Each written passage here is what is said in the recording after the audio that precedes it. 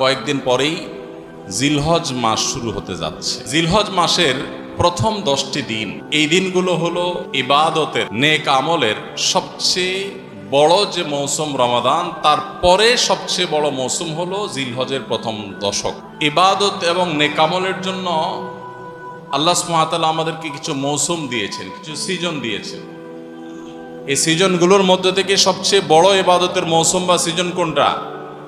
রমজান মাস। মাসব্যাপী পুরো 30 দিনের মৌসুম। রমজানের পরে ইবাদতের সবচেয়ে বড় বৃহত্তম ইবাদতের মৌসুম হলো কোনটা? জিলহজের প্রথম 10টা দিন। এই 10টা দিনের মর্যাদা, এই 10টা দিনের ফজিলত, এই 10টা দিনের মাহাত্ম্য আমাদের দেশের বেশিরভাগ মানুষ জানেন না। অথচ রমাদানের মর্যাদা মাশাআল্লাহ আমরা কম বেশি সবাই জানি। রমাদান মাসে আমাদের দেশে আলহামদুলিল্লাহ সাধারণ মানুষ যারা একেবারে দিন থেকে খুব বেশি যে দিনের খুব কাছে থাকেন তা না, দিন থেকে দূরে অনেক, তারাও রমজান মাস আসলে আলহামদুলিল্লাহ কিছু না কিছু ইবাদতের চেষ্টা করেন। তার মানে আলহামদুলিল্লাহ রমজান মাস ইবাদতের মৌসুম হওয়ার বিষয়টা এস্টাবলিশড। কিন্তু রমজান মাসের পরে ইবাদতের যে দ্বিতীয় বৃহত্তম মৌসুম আছে জিলহজের প্রথম 10 দিন, এই দিনগুলো, এই 10টা দিনও যে ইবাদতের বিরাট বড় মৌসুম, অনেক ফজিলতপূর্ণ সময়, এই সম্পর্কে আমাদের সমাজে খুব বেশি আলোচনা বা জানাশোনা নাই বললেই চল। জিলহজের প্রথম 10 দিন আসলে আমাদের সমাজে একটা চিত্র আমাদের চোখের সামনে ভেসে ওঠে। রমজানের কথা চিন্তা করলে আমরা তারাবির কথা মনে করি, কোরআন তেলাওয়াতের কথা মনে করি, রোজা রাখার কথা মনে করি, ইফতার করার কথা মনে করি, সাহারি করার কথা মনে করি। আলহামদুলিল্লাহ অনেক ইবাদতের চিত্র আমাদের সামনে রমজানের কথা চিন্তা করলে ভেসে উঠে। কিন্তু জিলহজের কথা চিন্তা করলে আমাদের স্মৃতিতে ভেসে ওঠে শুধু একটা চিত্র। জিলহজের প্রথম দশকের একটা চিত্রই আমাদের স্মৃতিতে ভেসে ওঠে। সেটা কোনটা? গরু আর ছাগল। জিলহজের প্রথম দশকের একটা স্মৃতি আমরা জানি, সেটা কি? গরু আর ছাগল। রাস্তাঘাটে, বাজারে, গ্যারেজে, ঘরবাড়িতে, সব জায়গায় শুধু গরু আর ছাগল। জিলহজের প্রথম দশক মানে কি শুধু গরু আর ছাগল? ভাইরা আমার, এই হারিয়ে যাওয়া বিলুপ্ত প্রায় ইবাদতের এই মৌসুমের ধারণাকে পুনর্জীবন দান করা সময়ের অপরিহার্য একটা দাবি। মুসলিম মিল্লাত আমরা ভুলে গেছি।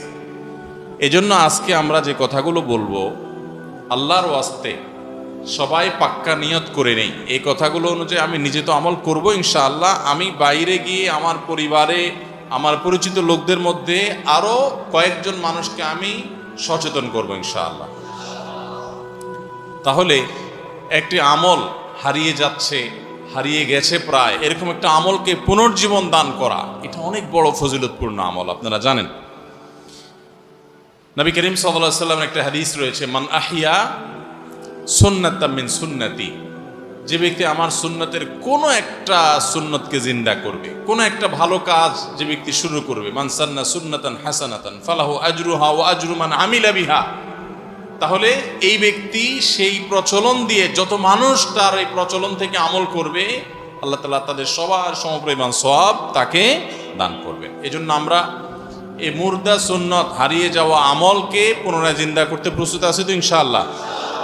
তাহলে আজকে আমরা যারা এই কথাগুলো শুনবো তারা শুধুমাত্র আমলের নিয়ত না, আমল তো বটেই, আমরা দাওয়াতের নিয়তে শুনবো, ঠিক আছে তো ইনশাআল্লাহ। এবং জিলহজের এই প্রথম দশক পর্যন্ত আরো যে দিনগুলো আছে, এই দিনগুলোতে প্রায় 20 দিন সময় আছে। এই 20 দিন সময়, পুরো সময় জুড়ে আমরা অন্যদেরকে সচেতন করব, সতর্ক করবো। আসুন্নাহ ফাউন্ডেশন থেকে আমরা একটা লিফলেট তৈরি করেছি, ছোট্ট A4 সাইজের অর্ধেক, একবারে ছোট্ট একটা লিফলেট আমরা তৈরি করেছি। এই লিফলেটটা ইনশাআল্লাহ আগামীকালকে ছাপায় চলে আসবে। ইমাম সাহেবরা যে যত কপি ইচ্ছা সংগ্রহ করতে পারবেন।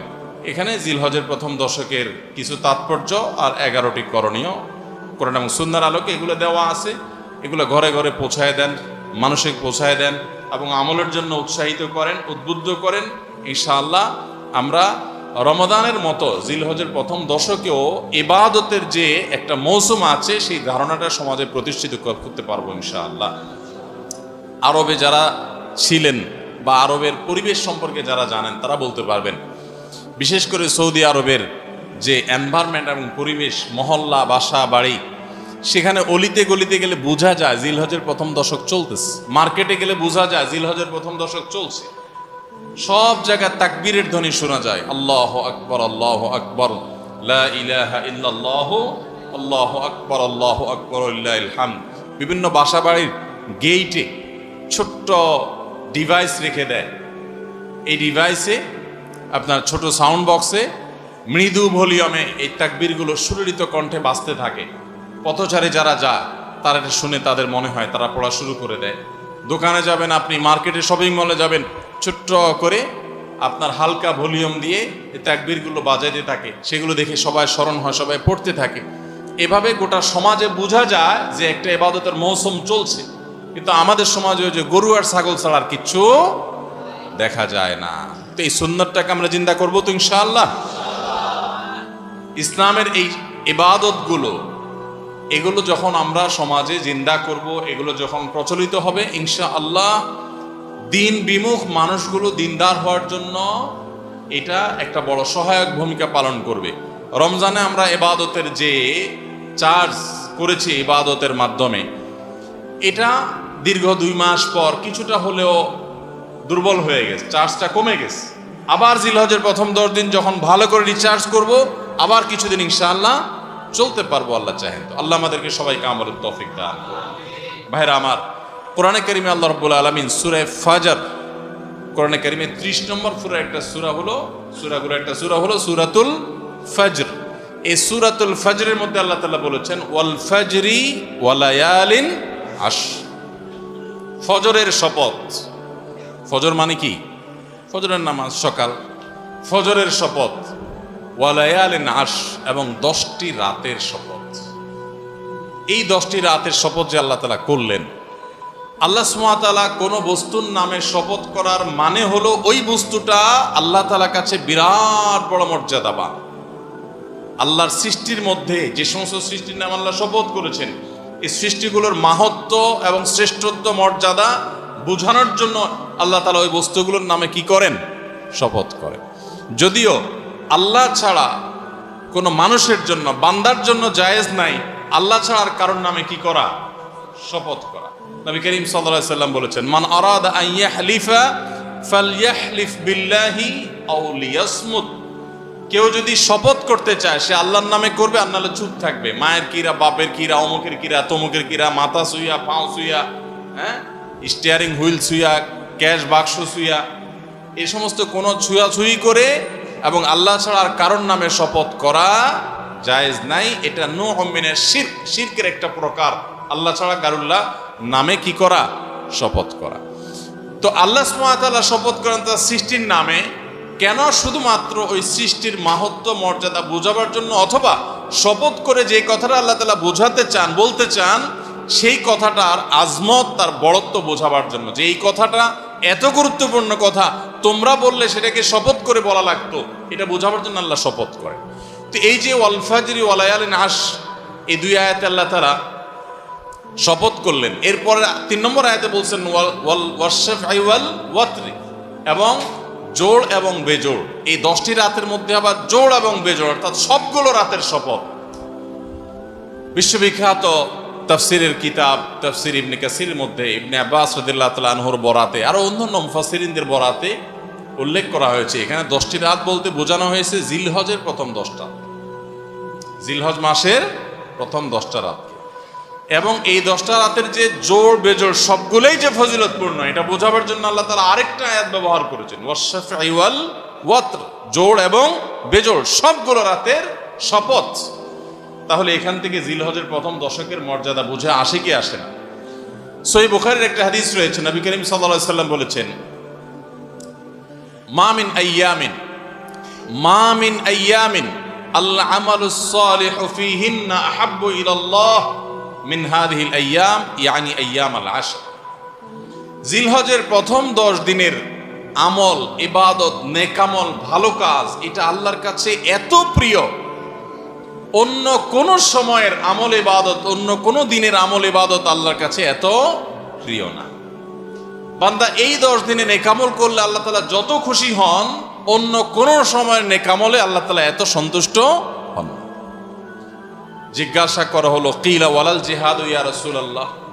সাহাবীরা প্রশ্ন করলেন, হে আল্লাহর রাসূল, অন্য সময় আল্লাহর রাহে যদি কেউ জিহাদে যায়, অন্য সময় যদি জিহাদে রত হয়, তাহলে সেই আমলটার মর্যাদাও কি এই দশকের সাধারণ নেকামলের চাইতে উত্তম না? ওটা তো জিহাদ, জীবন বাজি রাখা। এই সময়ের সাধারণ নেকামলের চাইতে অন্য সময়ের জিহাদটাও কি উত্তম না? নবী সাল্লাল্লাহু আলাইহি সাল্লাম বলেছেন, ওয়ালাল জিহাদু ফি সাবিলিল্লাহ, অন্য সময়ের জিহাদও এই সময়ের সাধারণ নেকামলের চাইতে উত্তম না, ইল্লা, তবে অন্য সময়ের জিহাদ যদি কেউ এই পর্যায়ে করে যে তিনি তার জান মাল সবকিছু নিয়ে জিহাদে গেছেন, কিন্তু কিছু নিয়েই ফিরে আসতে পারেন না, সব আল্লাহর রাহে কোরবানি করে দিয়েছেন, এই লোকের কথা ভিন্ন, তার মর্যাদা সবকিছুর উপরে। তাহলে এই দশকের নেকামল, এই দশকের ইবাদত বন্দেগীর মর্যাদা এত বেশি ভাইরা আমার, যে আল্লাহ রাব্বুল আলামিনের কাছে বছরের অন্য কোন সময়ের কোন আমল, এমনকি জিহাদও, সাধারণ জিহাদও এই দশকের নেকামলের চাইতে বেশি প্রিয় না। এই হাদিস থেকে, বুখারীর এই হাদিস থেকে আমরা কি বুঝলাম? যে এই দশক আল্লাহ সুবহানাহু ওয়া তাআলার কাছে ইবাদতের দশক, নেকামলের দশক, মর্যাদার দশক, ফজিলতের দশক। আল্লাহ রাব্বুল আলামিন এই দশকের কদর করার তৌফিক আমাদের সবাইকে দান করুন। ভাইরা আমার, বিশ্ববিখ্যাত হাদিসবেত্তা হাফেজ ইবনে হাজার আসকালানী রাহমাতুল্লাহি আলাইহি জিলহজের প্রথম দশক সম্পর্কে বলেছেন, জিলহজের প্রথম দশকের এত মর্যাদা কেন বেশি ভাই? কারণ সমস্ত ইবাদাতের সমাহার এই দশকের মধ্যে আছে। ইসলামের যে মৌলিক ইবাদতগুলো আছে, প্রায় সব মেইন সব ইবাদতগুলোর সমাহার এই দশকে আপনি খুঁজে পাবেন, এমনকি রমজানেও পাবেন না সব, এই দশকে সবগুলোর সমাহার পাবেন। কিভাবে? এই দশকে আমরা দেখি যে প্রথমত ঈমান তো 12 মাসের আমল, অন্য সময়ও আছে, এই সময়ও আছে। 5 ওয়াক্ত নামাজ 12 মাসের আমল, অন্য সময়ও পড়তে হয়, এই দশকেও পড়তে হয়। রোজা রমজান মাসে আছে, এই দশকেও রোজা আছে, প্রথম 9 দিনই রোজার কথা হাদিসে আছে, আবার বিশেষভাবে আরাফাতের দিন রোজার কথা আছে। তাহলে ইসলামের তৃতীয় রকম রোজা, রোজা অবশ্য হজ হলো তৃতীয়, জাকাত হলো তৃতীয় রকম। জাকাত অন্য সময় দেওয়া যায়, এই সময়ও দেওয়া যায়, তাহলে জাকাত আদায়যোগ্য সময় এটা। আবার রোজারও আমল এই দশকের মধ্যে আছে। আর হজ তো হয়ই এই দশক, হজের মূল কাজই হলো এই দশকে, ফরজ কাজগুলো সব এই দশকেই হয়ে যায়। তাহলে এই দশকে ঈমান আছে, নামাজ আছে, জাকাত আছে, রোজা আছে, হজ আছে, আবার কোরবানি আছে, আবার জিকিরের জন্য আলাদা নির্দেশ আছে। এই দিনগুলোতে বিশেষভাবে আল্লাহর জিকির কর, আছে না নাই ভাই? তাহলে আমরা কি বুঝলাম? এই দশকে সমস্ত ইবাদতের কি আছে? সমাহার আছে, সমস্ত ইবাদতের নজির আছে। এই জন্য এই দশকের মর্যাদা অনেক বেশি। আল্লাহ রাব্বুল আলামিন এই দশকের মর্যাদা এবং কদর আমাদের সবাইকে করার তৌফিক নসিব করুন। ভাইরা আমার, এই দশকের মর্যাদা নিয়ে আমরা কথা বাড়াতে চাই না, এবার আমরা করণীয়তে চলে যাই। কি করব আমরা? আমরা কোরআন এবং হাদিসের আলোকে 11টি আমলের কথা বলতে পারি। এই 11টি আমল এই দশকের জন্য খাস, স্পেশাল। নাম্বার 1 নম্বর এই দশকের আমল হলো বেশি বেশি আল্লাহর জিকির করা। কি করা? বেশি বেশি আল্লাহর জিকির করা। কারণ কোরআনে কারিমে সূরা তাওবাতে আল্লাহ রাব্বুল আলামিন এই দশককে ইঙ্গিত করে বলেছেন যে তোমরা আল্লাহ তাআলার জিকির করো ফি আইয়ামিন মাদুদাত, নির্দিষ্ট দিনসমূহে, নির্ধারিত দিনগুলোতে তোমরা আল্লাহর জিকিরে মাশগুল থাকো। এখানে আল্লাহর জিকির যে নির্দিষ্ট দিনগুলোতে রাখার কথা বলা হয়েছে, সেই আয়াতের ব্যাখ্যা আবারও তাফসীর ইবনে কাসিরে এবং ইবনে আব্বাস রাদিয়াল্লাহু তাআলা সহ আরো অন্যান্য মুফাসসিরদের থেকে বর্ণিত হয়েছে যে নির্দিষ্ট দিন বলতে জিলহজের প্রথম 10 দিনকে আল্লাহ তাআলা মিন করেছেন। এই 10 দিনই তোমরা আল্লাহর জিকিরে বেশি বেশি করে আল্লাহ তাআলার জিকির করো। তাহলে জিকির শুধু না, পরিমাণে বাড়িয়ে বাড়িয়ে বেশি বেশি পরিমাণে জিকির করতে হবে। এই দশকে আল্লাহ তাআলার স্মরণ অন্তরে হবে, মুখে আল্লাহ তাআলার জিকির চলবে, কাজের মাধ্যমে জিকিরের আমল চলবে, অন্তরের স্মরণের মাধ্যমে, মুখে জিকিরের মাধ্যমে। কোরআনের তেলাওয়াত একটা জিকির, তাসবিহগুলো একটা জিকির, তাহমিদ আল্লাহর প্রশংসা একটা জিকির, এরকম যত জিকির আছে এই দশক হলো জিকিরের দশক। সবচেয়ে বেশি জিকির চলবে, সবচেয়ে বেশি কি চলবে? জিকির চলবে। দ্বিতীয়ত যে আমলটি চলবে তা হলো যে কোনো নেক আমল, যে কোনো নেক আমল। কারণ একটু আগে আমরা হাদিস শুনলাম যে নবী করিম সাল্লাল্লাহু আলাইহি ওয়াসাল্লাম বলেছেন, মা মিন আইয়ামিন আল আমালুস সালিহু ফিহিন্না আহাব্বু ইলাল্লাহ মিন হাযিহিল আইয়াম। এই জিলহজের 10 দিনের চাইতে অন্য কোন দিনের নেক আমল আল্লাহর কাছে বেশি প্রিয় না। মাস হিসাবে রমজান সবচেয়ে সেরা, আর দিন হিসাবে খুচরা দিনগুলোর মধ্যে রমজানের বাইরে সবচেয়ে সেরা কোনটা? জিলহজের প্রথম দশক। রমজানের পরে মর্যাদার বিচারে সবচেয়ে বেশি মর্যাদাপূর্ণ দশক হলো এই দশক। এই জন্য এই দশকে আমল করলে আল্লাহর কাছে এত প্রিয় যে অন্য কোনো সময়ের আমল আল্লাহর কাছে এত প্রিয় না। এই জন্য এই দশকের দ্বিতীয় আমল হলো বেশি বেশি নেক আমল করা। বেশি বেশি কি করা? নেক আমল করা। রুটিন যে নামাজগুলো আছে, কাজগুলো আছে, সেগুলো বিশেষ ইহতিমামের সাথে করা। অন্য সময় আপনি নামাজে টুকটাক গাফলতি করেন, কিন্তু এই দশকে মোটেই করবেন না। অন্য দশকে আপনার ফজরের জামাত একটু মিস হয়, এই দশক মোটেই করবেন না।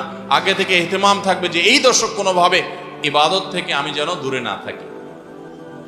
আল্লাহ তাআলা আমাদের সবাইকে আমলের তৌফিক দান করুন। তাহলে 2 নম্বর আমল হলো বেশি বেশি নেক আমল করা এই দশকে।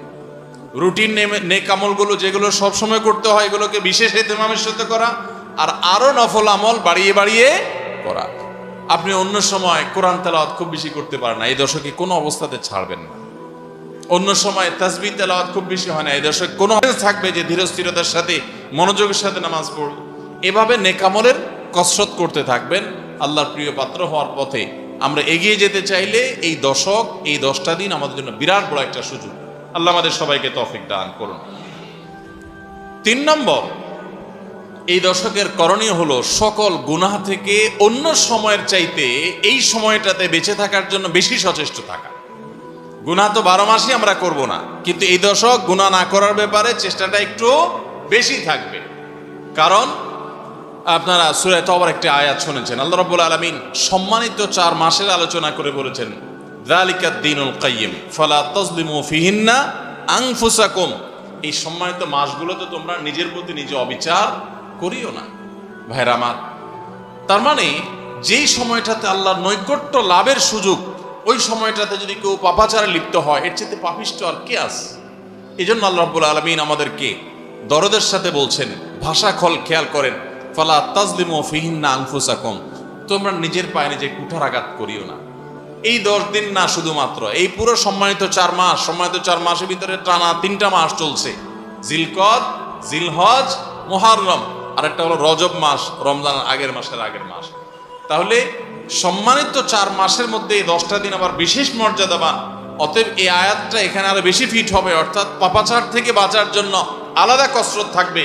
অন্য সময় আমি গুনাহের কাজ করলেও এই দশকে কোন অবস্থাতে আল্লাহর নাফরমানি করব না। আল্লাহ আমাদের সবাইকে বেঁচে থাকার তৌফিক দান করুন। ভাইরা আমার, তাহলে 3 নম্বর আমল আমরা পেয়ে গেলাম। 4 নম্বর আমল হলো যাদেরকে আল্লাহ তাআলা সামর্থ্য দিয়েছেন তারা হজ করবেন। এই দশক হজের আমলের মাস, আমলের দশক, এই দশকেই তো হজ হবে। অতএব যাদের তৌফিক দিয়েছেন আল্লাহ তাআলা, তারা কি করবেন? হজ করবেন। এটা এই দশকের আমল। এটা হলো 4 নম্বর আমল। 5 নম্বর আমল হলো যাদেরকে আল্লাহ সামর্থ্য দিয়েছেন তারা এই দশকে কোরবানি করবেন। কারণ কোরবানি এমন একটা আমল, নবী করিম সাল্লাল্লাহু আলাইহি সাল্লাম মদিনা হিজরত করেছেন, এরপর থেকে প্রতি বছরে তিনি কি করেছেন?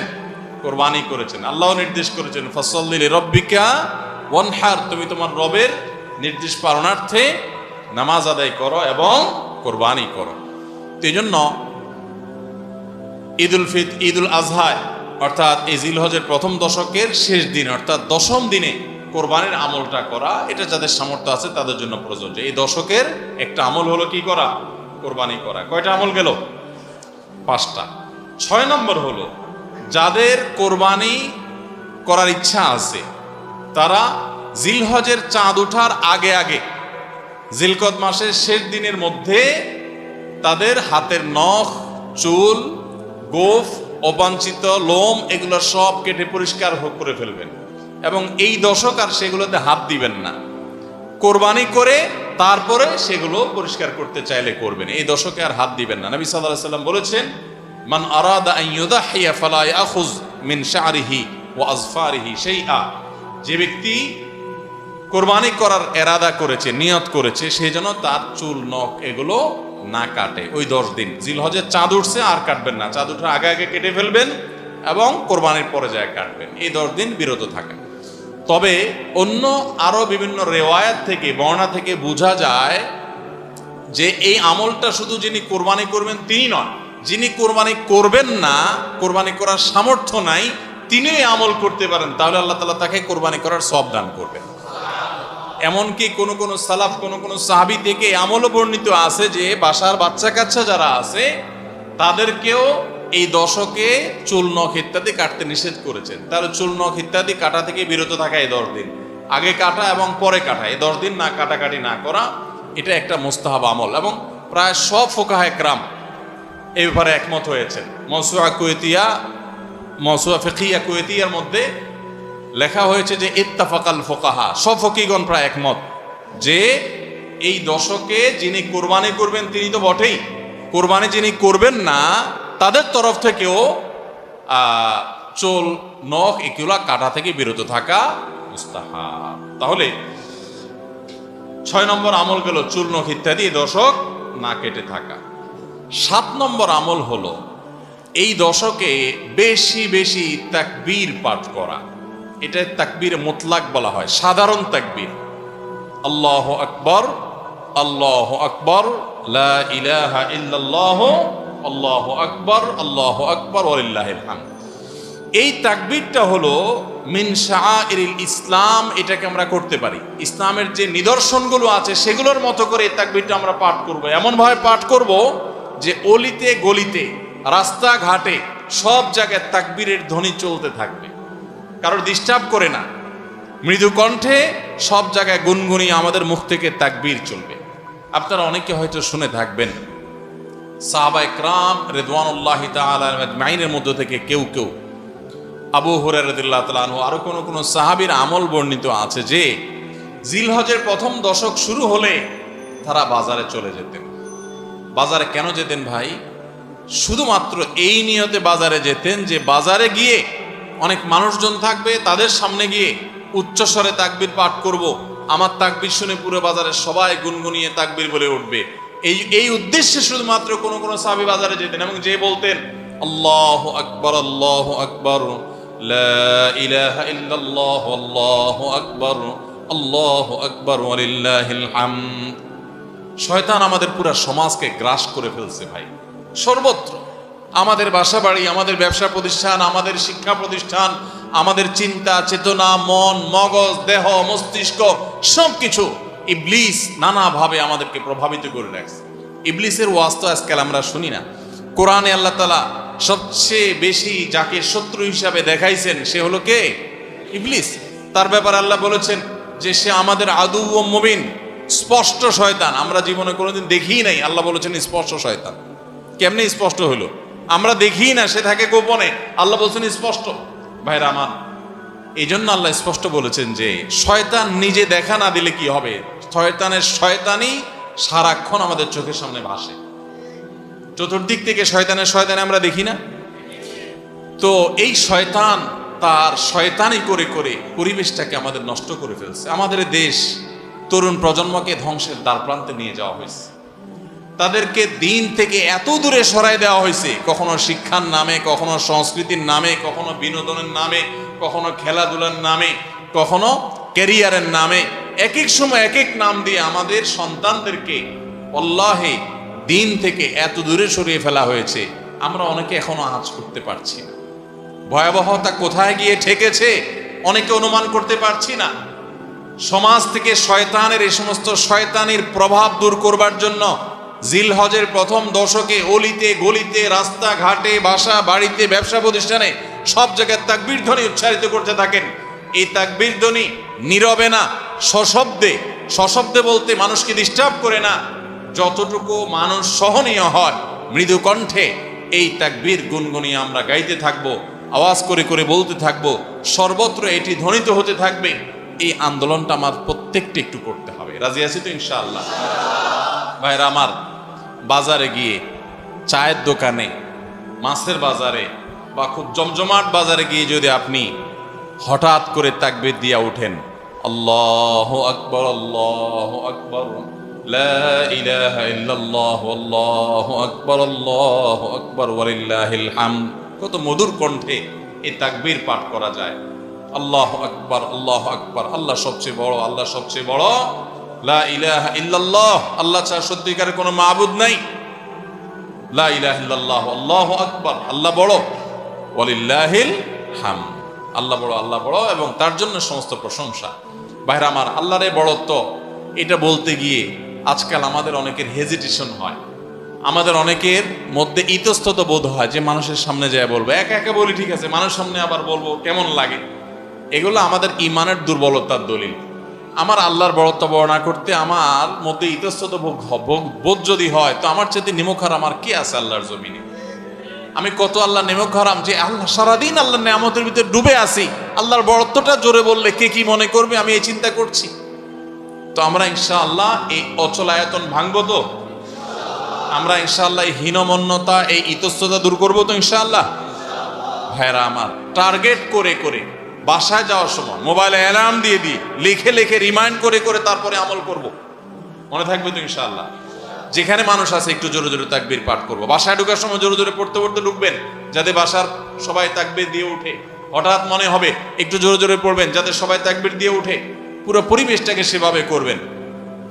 আমি আমার বাসায় এই দশক আসলে সাধারণত মৃদু কণ্ঠে ভলিউমের সবসময় তাকবীরটা চালু করে রাখি, যাতে সবার মনে হয়। অফিসে কম্পিউটারে এটাকে মৃদু কণ্ঠে চালু করে রাখি, অন্যান্য কাজ করতে থাকে, এই আওয়াজ চলতে থাকে, যাতে করে যে আসে সে দেখে তার মনে হয় সে আমলটা করতে পারে। তো আমরা এই আমলটা জিন্দা করবো তো ইনশাআল্লাহ? যদি আপনি বাজারে গিয়ে তাকবীর বলেন, আমাদের সমাজের যে অবস্থা, যে অবক্ষয়, দ্বীনি চেতনা দিন দিন যেভাবে হারিয়ে গেছে, আপনার তাকবীর শুনে হয়তো অনেকে হাসবে। হঠাৎ করে যখন বাজারে গিয়ে তাকবীর দিবেন জোরে জোরে, বলবে ব্যাপার কি? কেউ কেউ হয়তো ইশারা করে যে মাথায় হয়তো কোনো সমস্যা আছে, এরকম হতে পারে। হতে পারে কি পারে না? কেন হইতে পারে? কারণ সব গাফেলদের মধ্যে একজন জাকের আসছে, সব গাফেলদের মধ্যে একজন জাকের আসছে। যেখানে সবাই গাফলতিতে নিমজ্জিত, সেখানে একজন জিকিরকারী আসছে। এই জন্য ওই গাফেলদের মধ্যে জিকিরকারী একজন জিকিরকারী ব্যক্তিকে মনে হয় পাগল, অথবা তাকে বলা হয় যে আননোন। অথচ হওয়া দরকার ছিল মুসলমানদের সমাজে সবাই জাকের, এক দুজন গাফেল, আর আমরা সবাই হয়ে গেছি গাফেল। এই জন্য একজন জিকিরকারী হলে তাকে মানুষ কি করে? উপহাস করে, পাগল মনে করে।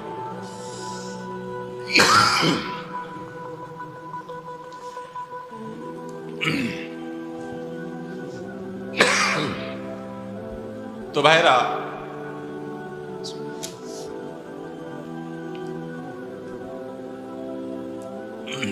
ওই যে কোন দেশে নাকি রাজাকে ভবিষ্যৎবাণী করা হয়েছে যে রাজা সাহেব,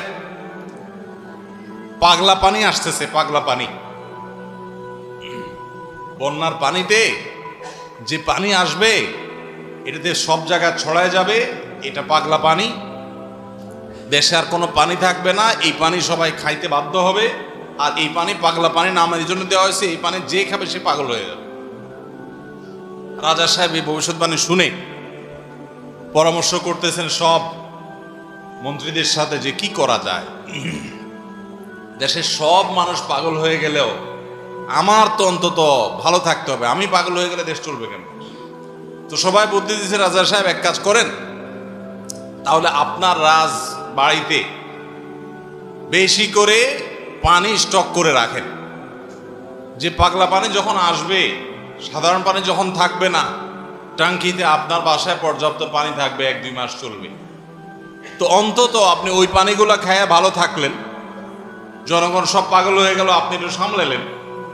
তো বুদ্ধি অনুযায়ী রাজা সাহেব সব পানির ব্যবস্থা রাখছে এবং বিরাট পানির ট্যাঙ্কি ভরে ফেলছে। ভরার পর এবার সেই পানির ট্যাঙ্কির পানি রাজা সাহেব এবং তার ফ্যামিলির লোকজন খাইছে, এবং যথারীতি জনগণ ওই পাগলা পানি খায় সব পাগল হয়ে গেছে, আর পাগল হয়ে সব কাপড় চোপড় খুলে ফেলছে। এখন সব পাগলরা এসে রাজবাড়ি ঘেরাও করে ফেলছে এবং সবাই মিলে বলতেছে ওই দেখ কয়েকটা পাগল। কারণ এগুলোর পরনে কাপড় আছে, এগুলোর মাথা নষ্ট হয়ে গেছে, এরা পরনে কাপড় পরে রয়েছে কেন। এবার রাজা সাহেব সবার সাথে পরামর্শ করতেছে পরিবার সদস্যদের সাথে যে আমাদের কি করা এখন। সবাই যে আমাদেরকে পাগল বলা শুরু করছে, যদি পাগল বলে মাইদুদ দেওয়া শুরু করে দেয় কি করা যাবে। তখন এবার সবাই বুদ্ধি করলো পরিবারের লোকেরা যে তাহলে এক কাজ করা যাক, যে সমাজে সব পাগল থাকে সেখানে আসলে সুস্থ থাকাটা দোষের, আমরাও চলেন পাগলা পানি খেয়ে পাগল হয়ে যাই। এবার তারাও পাগলা খানি খেয়ে পাগল হয়ে গেছে, এবার পাগলে পাগলে মিলছে, আর অসুবিধা হয়নি। এই সমস্ত গল্প হয়তো এর কোনো বাস্তবতা নাই, কিন্তু এই গল্প বলার উদ্দেশ্য হলো যে যেই সমাজে মানুষ সব গাফেল হয়ে যায়, ফাসেকের পরিমাণ বেশি হয়ে যায়, সেই সমাজে একজন বাজারে গিয়ে যখন আল্লাহু আকবার তাকবীর ধ্বনি দিবে, তখন তাকে কিছু লোক পাগল বলাটা সমাজের মানুষের পাগল হওয়ার দলিল। পাগল হওয়া বলতে ফাসেক হয়ে যাওয়া, আল্লাহর জিকির থেকে দূরে সরে যাওয়ার দলিল। কেন বাজারে যায় যদি কেউ একটু গেয়ে উঠে, মনের সুখে কোনো একটা গান গেয়ে উঠে, তাকে তো কেউ অসুস্থ মনে করে না। তাহলে জিকিরের ক্ষেত্রে এরকম কেন হয়? আপনি যদি বাসে উঠে বলেন আল্লাহু আকবার লা ইলাহা ইল্লাল্লাহ আল্লাহু আকবার ওয়ালিল্লাহিল হামদ, প্রথম কারোর কাছে আনইজি লাগতে পারে। উঠার পর যদি আর কেউ পড়েন, বলবে যে ভাই হাতে কোনো ব্যাগ ট্যাগ তো দেখা যাচ্ছে না, কিছু বেচবে নাকি, হকার টকার নি কোনো। আপনি যদি তখন সুন্দর করে যারা অবাক হয়ে তাকাবে তাদের যদি বলেন ভাই এই দশকে আমাদের নবীজি বেশি বেশি করে উচ্চস্বরে তাকবীর পাঠ করতে বলেছেন, আপনারা তো সবাই মুসলমান, আপনাদের সবাইকে স্মরণ করানোর জন্য আমি জোরে জোরে করছি, আপনারা কেউ মনে কিছু নিয়েন না, বাস আলহামদুলিল্লাহ, তাইলে কিচ্ছা কত। তো আমরা এই আমলটা করবো তো ইনশাআল্লাহ। কঠিন আমল, কিন্তু এটাকে জিন্দা করতে পারলে সমাজে সর্বত্র যখন তাকবীরের ধ্বনি ভাসতে থাকবে শয়তান পালা যাবে ইনশাআল্লাহ সমাজ থেকে। ঘরে যখন সারাদিন তাকবীর ধ্বনি ভাসতে থাকবে শয়তান পালা যাবে। আল্লাহ আমাদের সবাইকে আমলের তৌফিক দান করুন। জিলহজের প্রথম দশকে এই আমলটা সম্পর্কে নবী করিম সাল্লাল্লাহু আলাইহি সাল্লামের ভাষ্য খেয়াল করেন। তিনি বলেছেন ফাকফিরু ফিহিন্না মিনাত তাকবীরি ওয়াত তাহলিলি ওয়াত তাহমিদ। জিলহজের প্রথম দশক যখন শুরু হয় তোমরা বেশি বেশি করে তাকবীর পড়ো, বেশি বেশি করে তাহমিদ পড়ো, বেশি বেশি করে তাহলিল পড়ো, অর্থাৎ আল্লাহু আকবার লা ইলাহা ইল্লাল্লাহ আল্লাহু আকবার লিল হামদ, এটা বেশি বেশি করে পাঠ করো, নবী সাল্লাল্লাহু আলাইহি ওয়াসাল্লাম নির্দেশ করেছেন। তাহলে কয় নম্বর আমল গেল? 7 নম্বর আমল, বেশি বেশি করে তাকবীর তাহমিদ তাহলিল পড়া। 8 নম্বর আমল হলো এই তাকবীর তাহমিদ তাহলিলটাই বিশেষভাবে পড়া। 7 নম্বরটা হলো সাধারণভাবে রাত দিন যতক্ষণ পারেন বেশি বেশি পড়বেন, কোনো সময় ফিক্স নাই, এবং 10 দিন ফুল। আর 8 নম্বর আমল হলো এই তাকবীরটাই নির্দিষ্ট সময় নির্দিষ্ট দিনগুলোতে বিশেষভাবে পড়া। সাধারণভাবে তো পড়বেনই, আর বিশেষভাবে পড়বেন। বিশেষভাবে কখন? আইয়ামে তাশরিকে। আইয়ামে তাশরিক কাকে বলা হয় ভাই? জিলহজের 9 তারিখ ফজরের পর থেকে নিয়ে জিলহজের 13 তারিখ আসর পর্যন্ত, জিলহজের 9 তারিখ ফজর থেকে নিয়ে জিলহজের 13 তারিখ আসর পর্যন্ত প্রত্যেক নামাজের পর সবাই যার যার জায়গা, পুরুষরা সরবে আর মা বোনরা বাসা বাড়িতে নীরবে তারা তাকবীর পাঠ করবেন। আল্লাহু আকবার লা ইলাহা ইল্লাল্লাহ আল্লাহু আকবার ওয়ালিল্লাহিল হামদ। প্রত্যেক নামাজের পরে একা একা পড়েন আর জামাতে পড়েন, সর্বাবস্থায়। জামাতে পড়লে ইমামের সাথে তাল মিলায় পড়তে হবে জরুরি না, প্রত্যেকে যার যারটা শেষে পড়বেন। মনে থাকবে তো ইনশাআল্লাহ। তাহলে 8 নম্বর আমল হলো আইয়ামে তাশরিক, অর্থাৎ জিলহজের 9 তারিখ থেকে 13 তারিখ পর্যন্ত প্রত্যেক নামাজের পরে তাকবীরগুলো জোরে জোরে পাঠ করতে থাকবো ইনশাআল্লাহ। 9 নম্বর আমল হলো জিলহজের 1 তারিখ থেকে 9 তারিখ পর্যন্ত এই 9 দিনই নফল রোজা রাখা। এই 9 দিনই নফল রোজা রাখা। এই 9 দিন নফল রোজা রাখা সম্পর্কিত একটা হাদিস পাওয়া যায়, এবং এই 9 দিনের নফল আমল সম্পর্কে মওসুআ ফিকহিয়া কুয়েত থেকে প্রকাশিত ফিকহ বিশ্বকোষ, সেখানে বর্তমান সময়ের সবচাইতে অথেন্টিক ফতোয়ার কিতাবগুলোর মধ্যে থেকে, প্রসিদ্ধ কিতাবগুলো থেকে একটা, ফতোয়ার কিতাবগুলো থেকে মওসুআ ফিকহিয়া কুদিয়া, সেখানে লেখা হয়েছে যে ইত্তাফাকাল ফুকাহা, সমস্ত ফকিহগণ এই ব্যাপারে একমত যে জিলহজের 1 তারিখ থেকে 9 তারিখ পর্যন্ত 9 দিনই রোজা রাখা মুস্তাহাব। এই 9 দিন রোজা রাখা মুস্তাহাব। বিভিন্ন বর্ণায়ও এটি প্রমাণিত হয়, যদি সে বর্ণাগুলো কোনো সনদ দিয়ে মুহাদ্দিসরা কেউ আপত্তি তুলেছেন, কিন্তু ফুকাহা কেরাম এ ব্যাপারে রেকমেন্ড করেছেন যে এই 9 দিন রোজা রাখা মুস্তাহাব। যেহেতু জিলহজের প্রথম 10 দিনের পুরো 10 দিনই ইবাদত আল্লাহর কাছে প্রিয়, অতএব নফল আমল, রোজাও একটা নফল আমল, সেই হিসাবে রোজাটা অটোমেটিকও চলে আসে। এজন্য 9 নম্বর আমল হলো জিলহজের 1 থেকে 9 তারিখ পর্যন্ত এই দিনগুলো কি করা? রোজা রাখা। 10 নম্বর আমল হলো স্পেশালি, বিশেষভাবে আরাফার দিনে অর্থাৎ জিলহজের 9 তারিখে রোজা রাখা। জিলহজের 9 তারিখে কি করা? রোজা রাখা।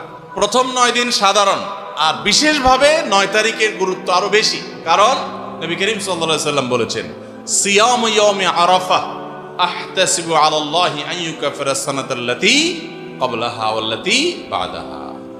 আরাফাত দিনের রোজা অর্থাৎ জিলহজের 9 তারিখের রোজা, এই রোজার সম্পর্কে আল্লাহর কাছে আমার ধারণা, আল্লাহর প্রতি নবী সাল্লাল্লাহু আলাইহি সাল্লাম বলছেন যে আমার ধারণা যে এই রোজার বিনিময়ে আল্লাহ তাআলা 1 বছর পূর্বের আর 1 বছর পরের, অর্থাৎ আগামী 1 বছর এবং গত 1 বছরের গুনাহ আল্লাহ তাআলা মাফ করে দিবেন। আমরা এই পর্যন্ত যত ফজিলতের কথা শুনেছি, পিছনে গুনাহ মাফ করে দিবেন, গত 1 বছর গুনাহ মাফ করে দিবেন, সারাদিন গুনাহ মাফ করে দেওয়া হবে, এরকম বিভিন্ন হাদিস আমরা শুনেছি। কিন্তু এরকম কোন হাদিস কেউ হয়তো আমরা এই হাদিস ছাড়া আরেকটা হাদিস শুনি নাই যে 1 বছর অগ্রিম গুনাহ মাফ করবেন। যদি আল্লাহ তাআলা কাউকে হায়াত দেন, তিনি 1 বছরের গুনাহ মাফ পেয়ে যাবেন। কোন হাদিস বেত্তাগণ বলেন যে হাদিসের মধ্যে ইশারা পাওয়া যায় যে কেউ যদি আরাফাতের রোজা রাখার তৌফিক পায়, হয়তোবা আগামী 1 বছর হায়াত পাওয়ার তৌফিক হবে তার। যদিও এটা জাস্ট একটা ব্যাখ্যা, এটা এমন না যে হাদিসে বলা হয়েছে আলাদা গ্যারান্টি দিয়ে, এরকম না। অতএব এর ব্যত্যয় ঘটলে ঘটতে পারে। কথা বুঝে আসছে ভাই? তো এই জন্য এই আরাফাত দিনের রোজা এটা আমরা মিস করবো না ইনশাআল্লাহ। তাহলে 10 নম্বর আমল গেল জিলহজের 9 তারিখের রোজা। 11 নম্বর আমল হলো ঈদুল আজহার সমস্ত সুন্নাতগুলো আমল করা। ঈদুল আজহার অনেকগুলো সুন্নাত আছে না, এই সুন্নাগুলো সবগুলো আমল করা। ঈদুল আজহার যে সুন্নাগুলো আমল সাধারণত হয় না, গোসল আমরা করি, সুগন্ধি আমরা ব্যবহার করি, আলহামদুলিল্লাহ, অন্য অনেক সুন্নাত আমরা আমল করি, কিন্তু যে সুন্নাতের আমল সাধারণত হয় না তার ভিতরে একটা হলো ফজরের নামাজ মহল্লার মসজিদে এসে পড়া, ভোর রাতে আগে আগে উঠা। অন্য সময়ের চাইতে ঈদের দিন ফজরে মুসল্লি আরো আমাদের মসজিদে কম থাকে, কারণ চাঁদ রাতে তামাশা করে বেড়ায়, ফজর নামাজ মিস হয়ে যায়। তো ইমানদার সেটা করতে পারেন না। ঈদের সুন্নাহটা বিশেষভাবে আদায় করার চেষ্টা করা দরকার, অর্থাৎ জামাতের সাথে ফজর নামাজ পড়া দরকার, আগে আগে উঠা দরকার। ঈদের দিনের সুন্নাতগুলোর মধ্যে থেকে একটা। আরেকটা সুন্নাত আমাদের অবহেলিত, আদায় হয় না, সেটা হলো ঈদুল আজহা হোক আর ঈদুল ফিতর হোক, ঈদের নামাজ মাঠে পড়ার চেষ্টা করা দরকার। কোথায়? মাঠে। মাঠ এখন কম, বিশেষ করে শহর এলাকাতে মাঠ একটু কম, কিন্তু যেগুলো আছে সেগুলোও যদি সঠিকভাবে সবগুলোকে ব্যবহার করা হয় তাহলে অনেক জায়গায় সুন্নাহ জিন্দা হয়। আমরা ঈদের নামাজ মসজিদে পড়ি, কেন পড়ি? একটা অজুহাত দেই, মাঠ কম। এই অজুহাত সব ক্ষেত্রে গ্রহণযোগ্য না এবং সঠিক না। অনেক জায়গায় মাঠ থাকা সত্ত্বেও মানুষ মসজিদে নামাজ পড়ে, কারণ সব মহল্লার মানুষ আলাদা আলাদা নিজেরা একটু মাতবরি করতে চায়। আমরা আবার আরেক জায়গায় নামাজ পড়তে যাবো, আমাদের একটা বাঁকাওয়াতি থাকে। এই রোগ মসজিদে মসজিদে ঢুকে গেছে, মসজিদ কমিটির লোকদের মধ্যে রোগ ঢুকে গেছে। তারা এই কোরবানি করতে রাজি না যে আমরা এখানে জমাত করব না, চলুন আমরা সবাই মিলে বড় একটা মাঠে করি। বড় মাঠে কয়েক মসজিদের মুসল্লিরা একসাথে নামাজ আদায় করার যে সৌন্দর্য আছে, এই সৌন্দর্য মসজিদের মধ্যে ঈদের নামাজ পড়ার মাধ্যমে নাই। এই জন্য ভাইরা, মাঠে ঈদের নামাজ জিন্দা করার চেষ্টা করতে হবে ইনশাআল্লাহ। চেষ্টা করা যাবে না ইনশাআল্লাহ? তাই বলে আবার রাস্তাঘাট আটকায় মানুষের অসুবিধা হয় সেভাবে করে ঈদের নামাজ ব্যবস্থা করেন না। হ্যাঁ, যদি কোনো রাস্তা এরকম হয় যে না, এ রাস্তা বিকল্প বহু রাস্তা ডানে বামে আসে, মহল্লার রাস্তা, কারোর কোনো অসুবিধা হবে না, তাহলে সেখানে হতে পারে শর্ত সাপেক্ষে। কিন্তু সাধারণত রাস্তা নয়, বরং আমাদের নামাজ পড়তে হবে কোথায়? মাঠে। এবং ঈদের নামাজ মসজিদে আদায় করবেন না, মাঠে আদায় করবেন। এই আওয়াজটা সর্বত্র তোলা দরকার। শহর তো বটেই, গ্রামে পর্যন্ত এখন প্রত্যেক মসজিদে মসজিদের নামাজ হয়। কেউ কাউকে মানতে রাজি না, কেউ কাউকে মানতে রাজি না। আরেক জায়গায় ঈদগাহে নামাজ পড়বে, আমাদের ইজ্জত থাকে নাকি? তো এই লোক ইসলাম বুঝে নাই।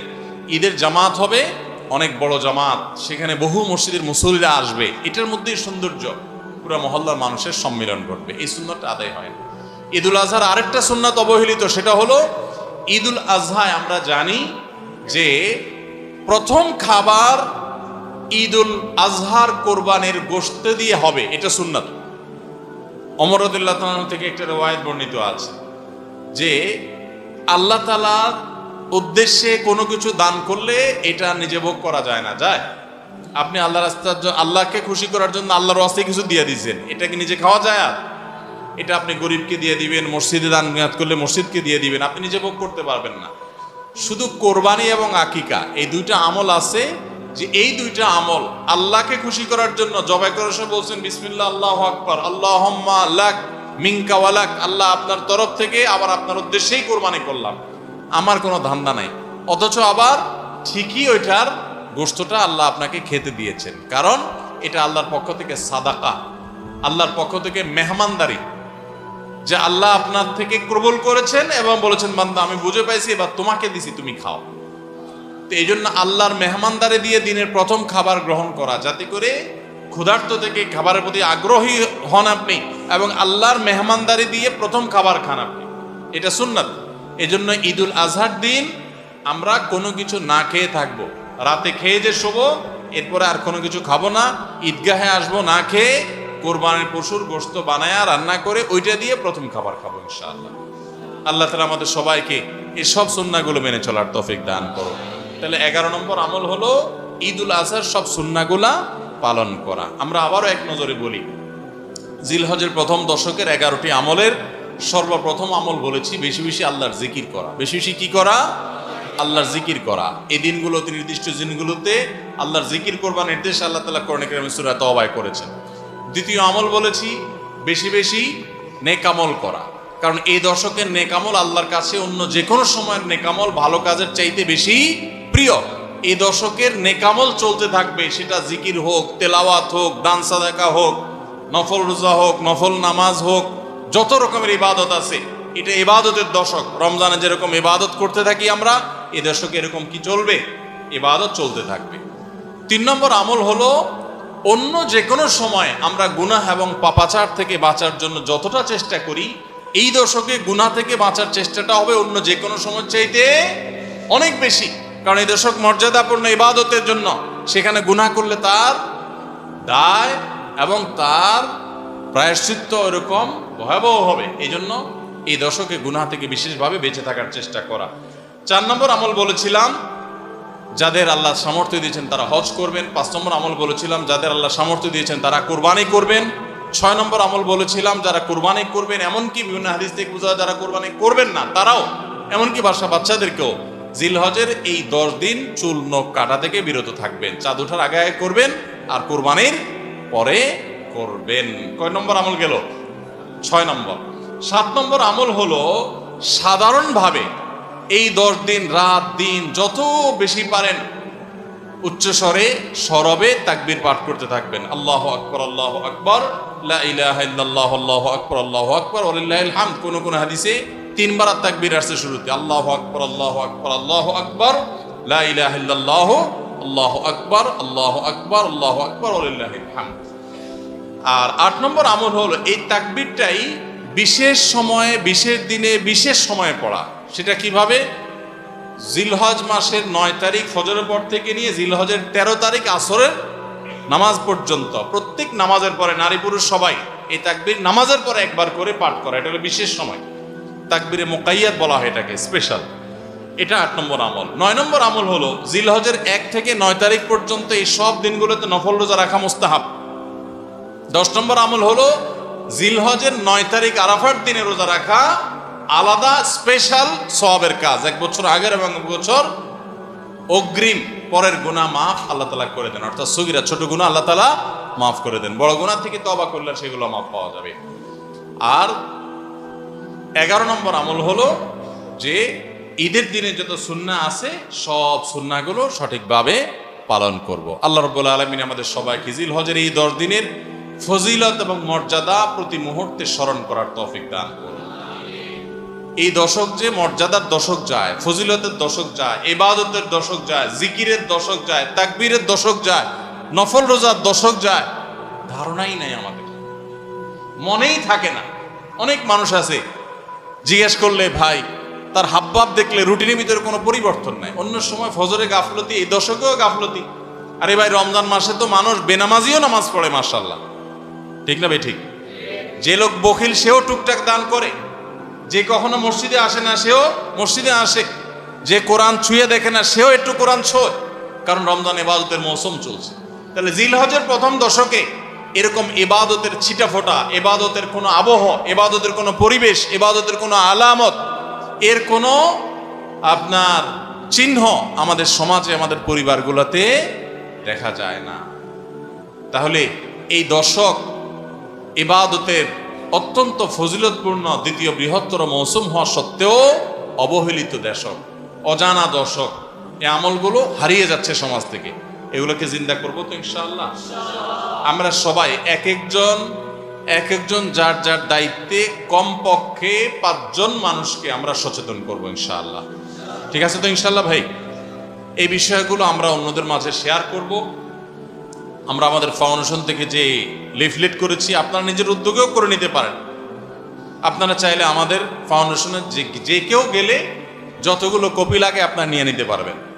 আপনার মসজিদগুলোতে আপনারা বিতরণ করবেন, রাস্তা রাস্তা দোকানে দোকানে হেঁটে হেঁটে মানুষকে হ্যান্ডবিল দিবেন এবং মানুষকে বলবেন ভাই একটু পড়ে দেখবেন এবং আমল করবেন। যদি আমরা এই আমলটা সমাজে চালু করতে পারি আমরা সাকসেস ইনশাআল্লাহ। চেষ্টা করা যাবে তো ইনশাআল্লাহ। প্রত্যেকে যার যার মহল্লায় অলিতে গলিতে তাকবীরের ধ্বনি চালায় রাখবেন এবং তাকবীরের ধ্বনি শুরু করবেন এবং যুবকরা প্ল্যান করে করে তাকবীর পাঠ করবেন। আবার তাকবীরের নাম দিয়ে মানুষকে ডিস্টার্ব করেন না। মিছিল করতে করতে আল্লাহু আকবার আল্লাহু আকবার দিদি দিতে গেলেন, মানুষ মোবাইলে কথা বলতে পারলো না, এই ডিস্টার্ব আবার করা যাবে না, খবরদার। ইসলাম আমাদেরকে ব্যালেন্স শিক্ষা দিয়েছে, কোনো আমল করতে গিয়ে কাউকে কষ্ট দেওয়া যাবে না। সবাই চেষ্টা করবো তো ইনশাআল্লাহ। আল্লাহ তাআলা আমাদের সবাইকে আমলের তৌফিক দান করুন।